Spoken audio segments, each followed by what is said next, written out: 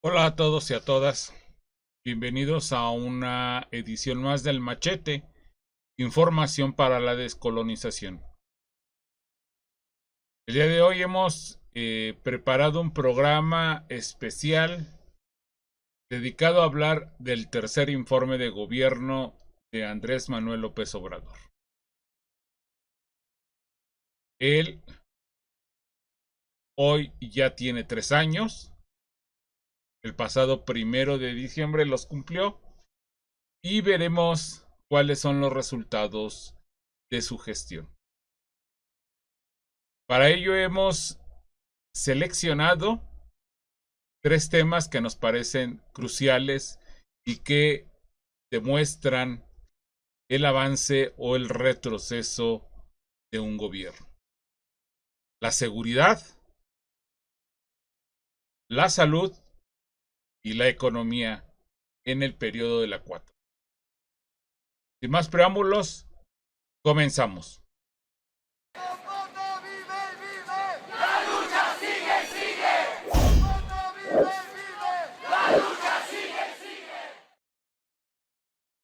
Bien,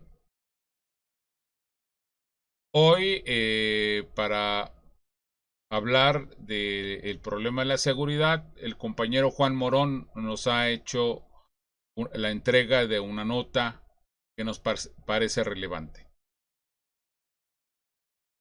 Aquí solamente hay que destacar: Andrés Manuel López Obrador estableció un cambio, aparentemente, de estrategia contra los cárteles y la inseguridad en el país. En la política de abrazos no balazos, en esa lógica ha estado actuando Andrés Manuel López Obrador. Nos parece que detrás de este eslogan, Andrés Manuel López Obrador oculta el verdadero significado de su política de seguridad en el país. Y esta política es la continuación de lo que empezó a hacer Felipe Calderón. Es decir, desplegar una fuerza militar en el territorio nacional a forma de desplegar una fuerza de ocupación. Y lo podemos revisar con las acciones que ha tomado el actual gobierno. Con la desaparición de la Policía Federal, se crea la Guardia Nacional. Y la Guardia Nacional ha empezado a desplegarse por todo el territorio nacional. Incluso Andrés Manuel sostiene que el eje de su política es la presencia de policías, en este caso militares, en el territorio nacional.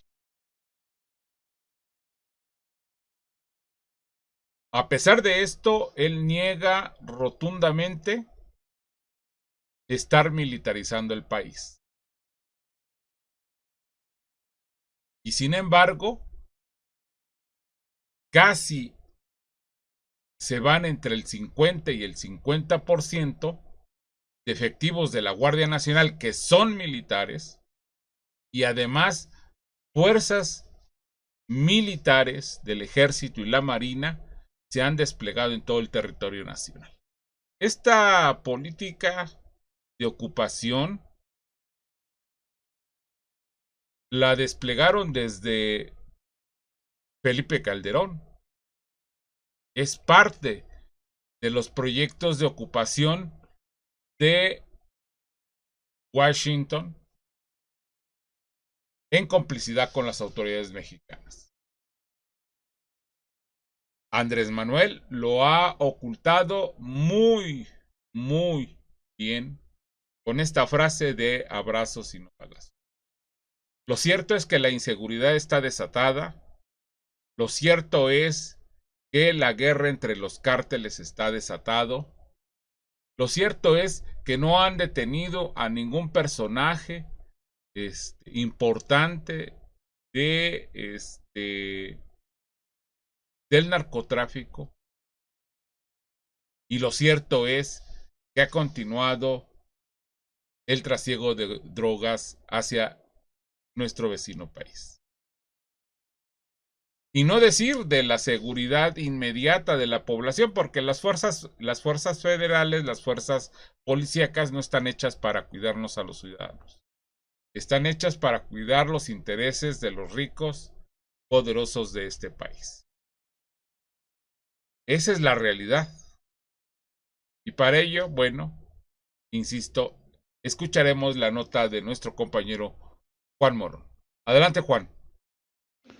La cuarta transformación y sus contradicciones en la política de seguridad.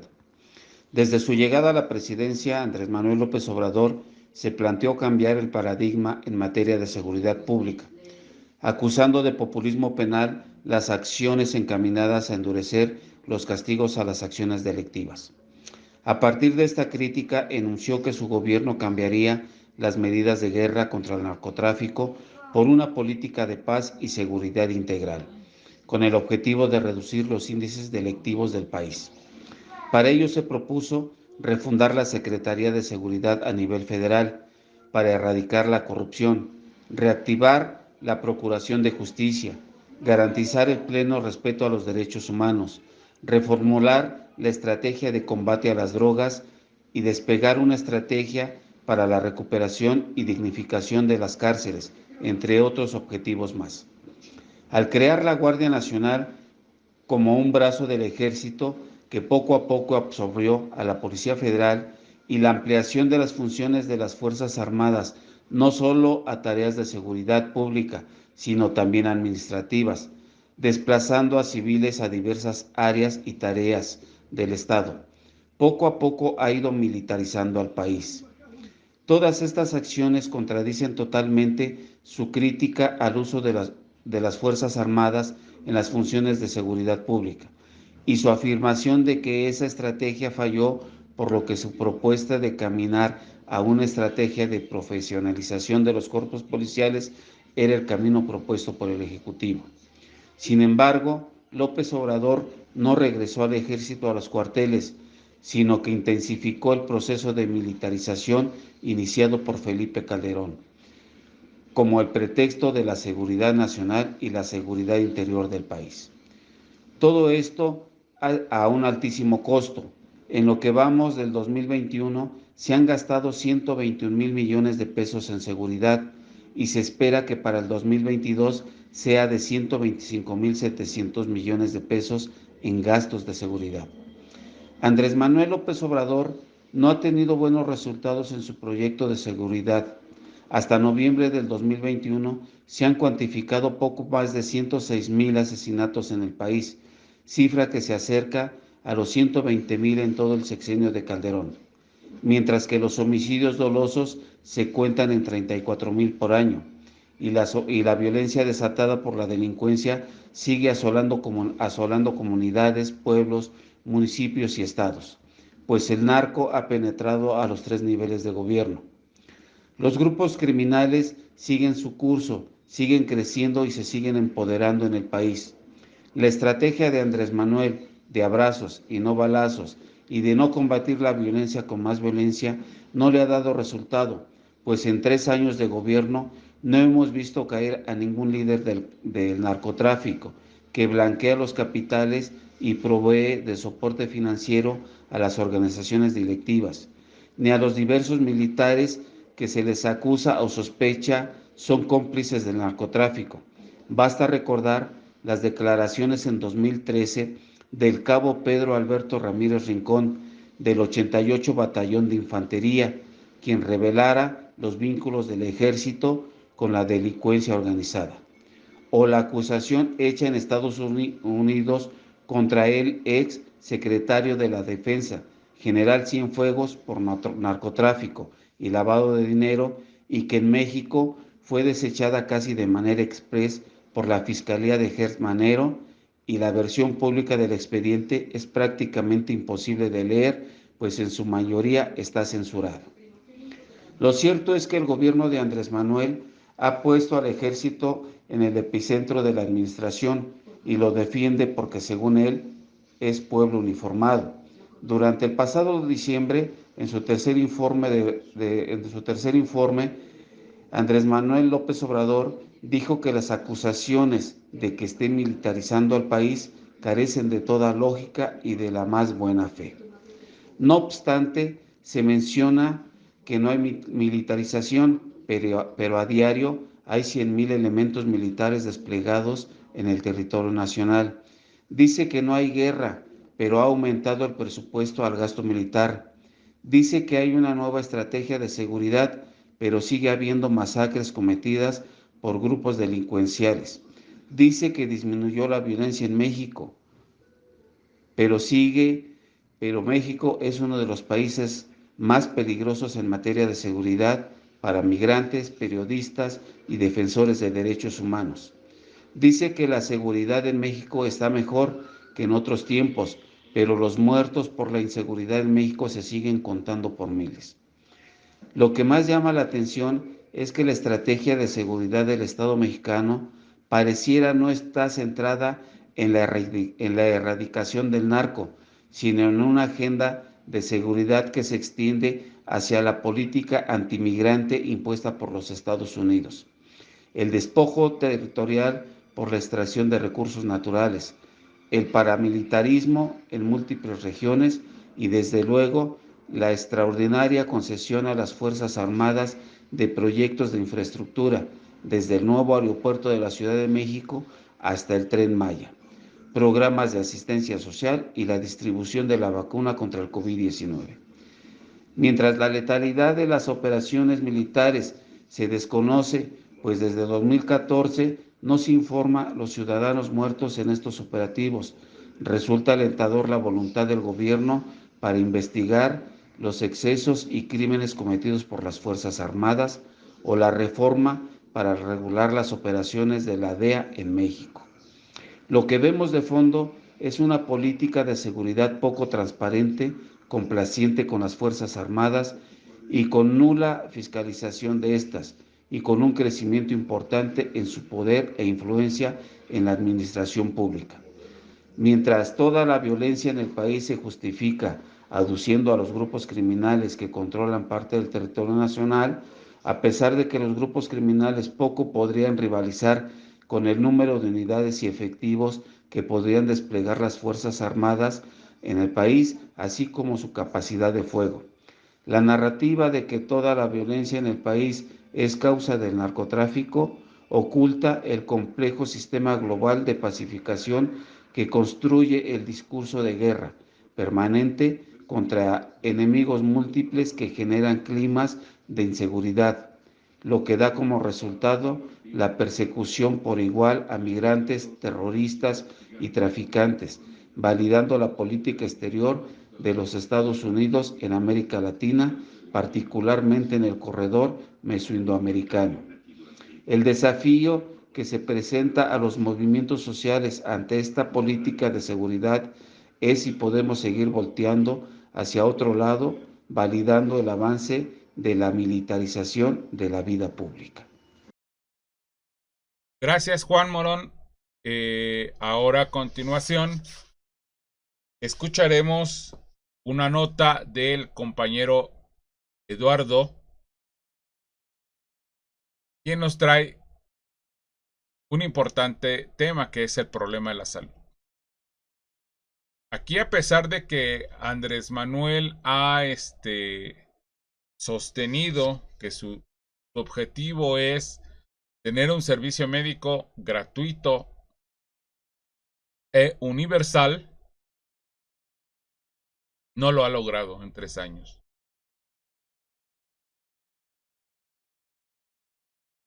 Si bien es cierto que recibió un sistema de salud desmantelado, no ha empezado a reconstruirlo. No ha podido resolver la distribución y el abasto de medicamentos. Los hospitales siguen trabajando en sus mínimos requeridos, no hay mantenimiento, no hay reconstrucción, no hay equipamiento y sí hay recorte de personal y recorte de materiales para la atención. Nos parece que en este sentido Andrés Manuel a 3 años ya no puede decir que es producto del desastre que le dejó las administraciones pasadas. Sí es cierto, hubo un desastre que dejaron, pero debió de empezar a poner, a corregir el asunto desde el primer día que tomó su gobierno. Y no ha sido el caso. Bien. Adelante, Eduardo, por favor. La nueva variante de coronavirus Omicron ha llegado a México y los casos positivos se están incrementando en el país. Esta nueva ola de contagios pone a debate los estragos y las estrategias desplegadas en México para atender la crisis sanitaria. Como sabemos, el capitalismo no tiene límites y aprovecha cualquier posibilidad para acrecentar la ganancia, sin importar si la desgracia recae en la población. Tal es el caso de la pandemia SARS-CoV-2, donde no ha importado el número de defunciones, sino cómo la crisis ha servido para cosechar ganancias. Es por ello que hemos visto cómo a nivel mundial las riquezas de los consorcios farmacéuticos han incrementado en este periodo de la pandemia sus ganancias. Basta revisar las ventas reportadas en el primer semestre del año por Pfizer, BioNTech, Moderna, Johnson y Johnson y AstraZeneca, que juntos han ingresado 23.100 millones de euros en un mercado en donde las vacunas son acaparadas por los países de las principales economías y los países más empobrecidos han tenido que esperar meses para poder iniciar las rondas de inmunización a sus poblaciones. Mientras la plataforma de colaboración mundial COVAX, que tiene por objetivo garantizar dosis de vacunas de al menos el 20% de la población de los países, redujo hasta ahora sus expectativas de un 25% en este año, de 2.000 millones de dosis disponibles a 14 millones y de las cuales solo se han distribuido 590 millones de vacunas, razón por la cual la vacunación en estos países más empobrecidos continúa siendo lenta. En México, este diciembre de 2021, el programa de vacunación nacional contra COVID-19 cumple un año de ser implementado. Este programa ha inoculado al 83% de la población mayor de edad con al menos una dosis. Y si bien el gobierno al inicio de su plan de vacunación ha utilizado biológicos contra el COVID-19 de 7 farmacéuticas distintas y además el programa de vacunación en México parece avanzar de manera adecuada, las decisiones tomadas en el desarrollo de la pandemia han sido, por decirlo menos, bastante cuestionadas, considerando el aparente ocultamiento de los casos de COVID que en un inicio se clasificaban como neumonías atípicas y que al ser omitidos se quedaron en la indefinición, hasta la descoordinación de los órdenes de gobierno en la estrategia de atención a la pandemia a nivel federal, estatal y municipal. Por ejemplo de ello, las contradicciones entre Claudia Sheinbaum y el doctor Gatell sobre las cifras de defunciones en la Ciudad de México. Mientras tanto, a lo largo de la pandemia, los sectores monopólicos han sido beneficiados en medio de la crisis sanitaria, pues mientras 300 familias que concentran la riqueza en el país, entre ellos Carlos Slim, Germán Larrea, Emilio Azcárraga, Salinas Pliego, entre otros, han visto crecer sus ganancias, la pobreza extrema se ha incrementado en un 20% y con ello las defunciones en este sector de la población. Mientras tanto, el gobierno federal ha privilegiado a estos monopolios entregándole los contenidos educativos sin tomar en cuenta la experiencia y problemáticas de los profesores. Además, ha permitido el incremento en los precios de telefonía y servicios de Internet, aprovechando la alta demanda que en el periodo reciente han adquirido para mantener el trabajo y la educación en funcionamiento, mientras la población ve reducidos sus ingresos a causa del desempleo provocado por la pandemia. El gobierno, en el mejor de los casos, se ha hecho de la vista gorda ante la reducción del salario y los despidos masivos de consorcios como Alsea, que como generalmente pasa con estas situaciones, se transfieren las pérdidas a los trabajadores, buscando afectar lo menos posible las ganancias de los empresarios. Asimismo, Y por otro lado, uno de los tantos estragos de salud producto de la pandemia es el incremento de los malestares psicológicos, como la depresión, que aumentó en un 30% debido a que una de las razones es la ausencia de una estrategia integral de parte de la Secretaría de Salud que hasta ahora no hemos visto, y que para atender la pandemia adecuadamente tendría que entrar en coordinación con otras instancias como lo es la CEP. Otros datos registrados por el COVID-19 de la Universidad Iberoamericana reportan que hasta marzo del 2021 los efectos negativos en la salud mental a causa de la pandemia se concentraban en personal de actividades esenciales y en adultos mayores, niños y personas con bajos ingresos económicos por causa del cierre de escuelas, estrés y hacinamiento. Y si bien el confinamiento está terminando con los semáforos en verde en diversos de los estados del país, en diversos estados de la República, los efectos de salud mental de la población tendrán un mayor plazo para subsanarse y se verán acentuados ante la crisis económica que continúa y seguirá profundizándose en brechas salariales y sociales. Por otra parte, desde la perspectiva comparada, el gasto público en salud se encuentra muy por debajo del gasto promedio de los países de la Organización para la Cooperación y el Desarrollo Económico y de las recomendaciones internacionales que, de acuerdo con la Organización Mundial de la Salud, deberían ser del 6% del Producto Interno Bruto, que en 2019 países de la OCDE destinaron en promedio 6.6% de este rubro, mientras que el gasto público en salud por parte del Estado mexicano solo representó el 2.7% del PIB nacional. Esto implica un gasto per cápita muy por debajo de lo que del promedio de la OCDE recomienda. El gobierno federal ha venido haciendo recortes además en el sector de salud y con ello no solo aumenta la dificultad para atender adecuadamente la pandemia, sino también las enfermedades crónico-degenerativas de la población, pues la falta de materiales hospitalarios y medicamentos, tanto por la corrupción que heredada en sexenios anteriores o por errores administrativos en la compra de insumos y medicinas necesarios en tiempo y forma, han sido motivo de protestas de los derechohabientes del sector salud y población en general. De tal forma que en el escenario de pandemia, el sector salud es una de las instituciones más castigadas, siendo también la que atiende a los sectores más empobrecidos. Por todo ello, la evaluación tan alta que hoy muchos medios le dan a la gestión del gobierno de Obrador en cuestión de la gestión de la pandemia deja muchos pendientes por atender. Pues en un escenario de emergencia sanitaria y económica, el gobierno debería apuntar a suspender el pago de los servicios que implica la deuda para concentrar los recursos en la atención de la pandemia y el fortalecimiento de diversos servicios de salud y en la recuperación de la soberanía sanitaria en medicamentos y vacunas. Gracias, Eduardo. Ahora hablaremos del tema de la economía. Y los retractores de Andrés Manuel nos van a decir que no podemos cuestionar la economía porque estamos en el marco de una crisis sanitaria mundial. Es cierto, la crisis sanitaria no se la podemos indilgar a Obrador.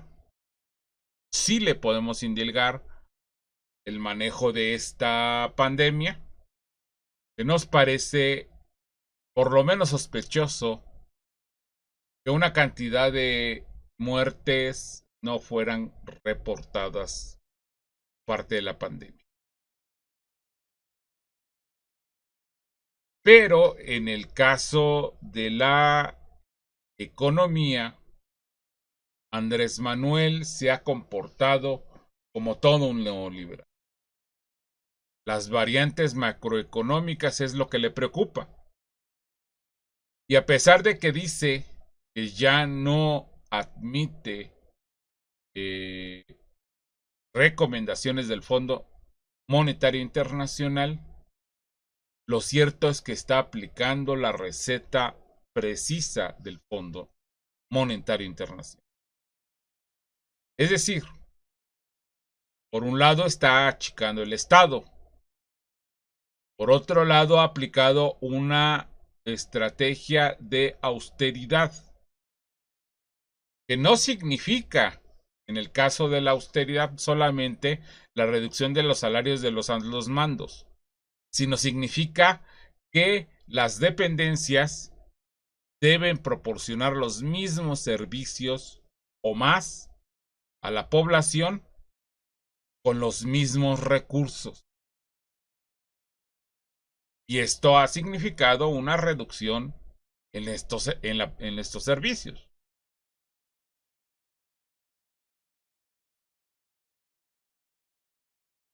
Por ello, nos parece importante que además este punto de la crisis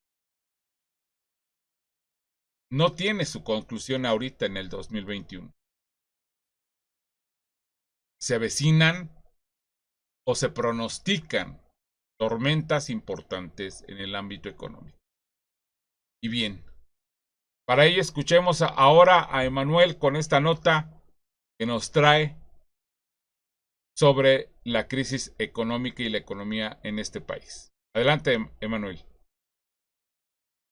Ya basta de que la crisis económica la paguen los pobres, ahora que la paguen los ricos.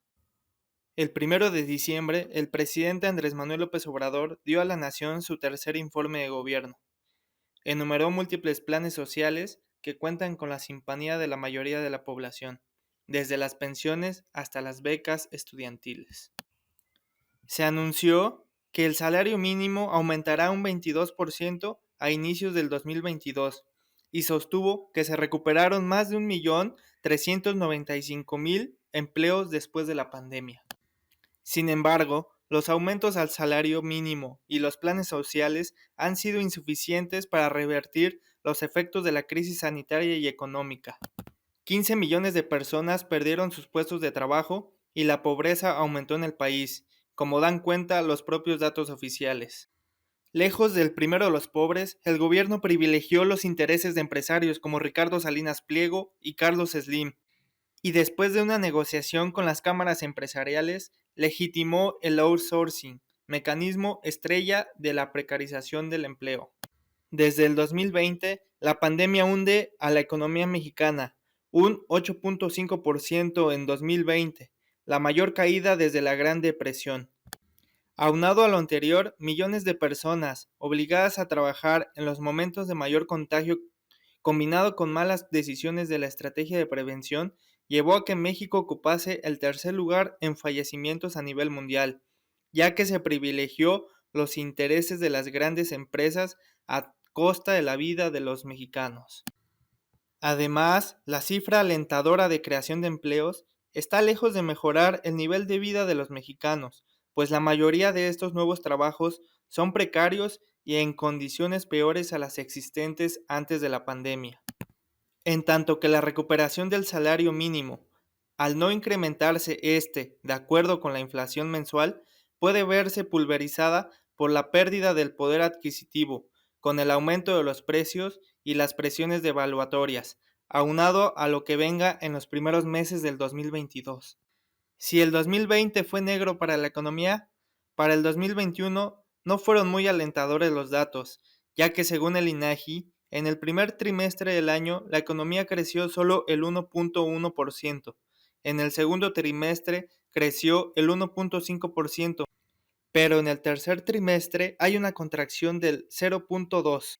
Algunos de los factores que impactaron la actividad económica en México en el periodo de julio a septiembre de 2021 fueron los impactos del COVID-19 en los sectores que requieren interacción social, así como los cuellos de botella en las cadenas de suministro globales, la escasez de componentes como los chips y la falta de mano de obra en la logística del comercio internacional. Ahora bien, entre julio y septiembre, la población en pobreza laboral aumentó a 40.7%, lo cual suma 52 millones según el Consejo Nacional para la Evaluación de la Política de Desarrollo Social, Coneval.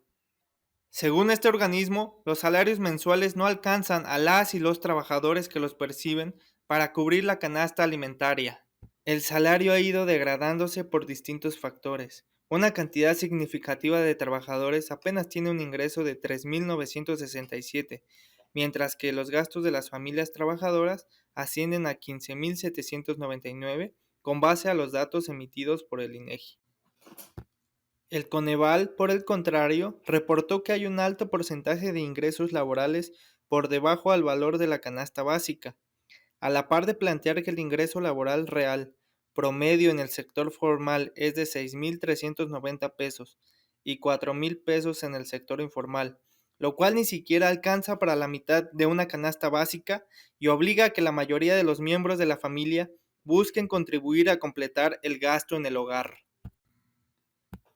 Por si esto no fuera suficiente, debemos recordar que la canasta alimentaria recomendable no incluye gastos tan importantes para la vida cotidiana de una familia trabajadora como lo son el transporte, la vivienda, la educación, la cultura, la vestimenta o la recreación.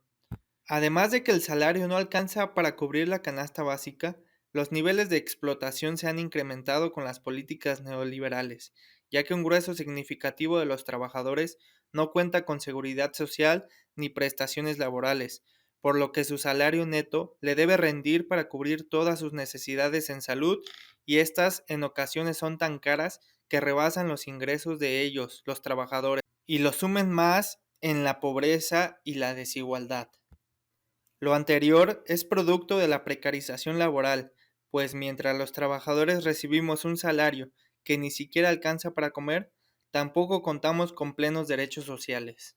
La precarización laboral afecta a las familias trabajadoras, porque cuando se niega derecho a la vivienda, a la salud, a la seguridad social, a prestaciones como la guardería, el aguinaldo, el fondo de pensiones, entre otras, estamos ante la más brutal explotación de la barbarie capitalista, en la cual se concentra la riqueza y el capital en un puñado de multimillonarios. La mayoría de la población vive en la pobreza.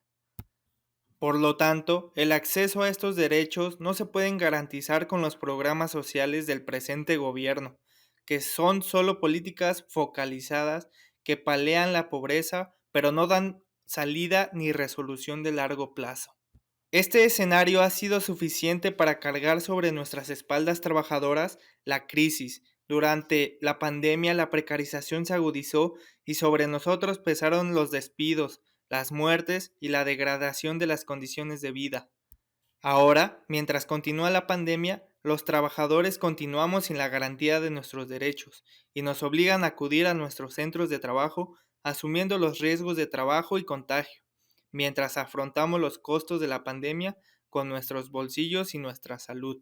Lo anterior en colaboración entre empresarios y el Estado para defender las ganancias y privilegios de estos grupos. Mientras, la burocracia sindical también colabora y es cómplice, pues con cada reforma laboral, negociación contractual, revisión al salario mínimo, permite el avance y la precarización laboral y los bajos salarios. La pobreza laboral refleja que mientras se nos reduce el salario, los grandes empresarios ven incrementadas sus ganancias, pero con el fruto de nuestro trabajo. Esta es la esencia del sistema capitalista en que vivimos, donde a partir de la explotación de millones de trabajadores se generan ganancias exorbitantes y de las cuales se apropian los grandes empresarios. Por si esto no fuera poco, en la primera quincena de noviembre se reportó una inflación del 7,05% anual, la más alta en 20 años, mientras se ve una caída de los salarios, causando que las familias trabajadoras no puedan cubrir la canasta básica. La inflación del 7,05% ha causado un aumento de los precios, lo cual afecta a los bolsillos de la clase trabajadora. Por ejemplo, el precio de la electricidad aumentó un 24% respecto a la última quincena y un 15,2% si lo comparamos con noviembre del año pasado. Mientras, los alimentos como el tomate verde aumentó en la última quincena un 42,06%, los chiles frescos un 19,77%, el jitomate un 3,92%, el pollo 2,76% y otras verduras y legumbres un 4,83%. Según la Encuesta Nacional de Ocupación y Empleo, ENOE, solo 6,7% de la gente que trabaja en México gana más de 10,000 pesos, lo que quiere decir que la inmensa mayoría, casi la totalidad de las y los trabajadores, no tienen un salario que cubra la canasta básica. La gran mayoría ganamos menos de 2 salarios mínimos, que equivalen a poco más de 8,000 pesos, es decir, nada si consideramos la inflación, la subida de los energéticos, el costo de la renta y el transporte público. De la gente que trabaja en México, más de 31 millones de personas lo hacen en la informalidad, es decir, viven al día y depende de que haya ventas, cosas que se complica si la mayoría de la gente asalariada gana una miseria y ni hablar de aspiración a una jubilación. Para concluir, México es uno de los países con los salarios más bajos de América Latina. Según el investigador Axel González, representa apenas el 12% de los costos de producción. Este, y no otro, es el secreto que impulsó la inversión extranjera durante las décadas pasadas, bajo el Telecan primero y el Temec ahora. Las transnacionales imperialistas y los capitalistas nativos se han aprovechado de la mano de obra barata y la terrible precarización del trabajo en nuestro país, garantizado y profundizado por las políticas económicas neoliberales. No cabe duda que lo que se necesita es un cambio urgente en el modelo de desarrollo del país y un programa de emergencia para la creación del empleo. Bien, ahí lo tienen. Espero les haya gustado. Si es así, suscríbanse, danos like, compártanos. Esperamos que hayan pasado buenas fiestas de fin de año. Hasta luego, compañeros.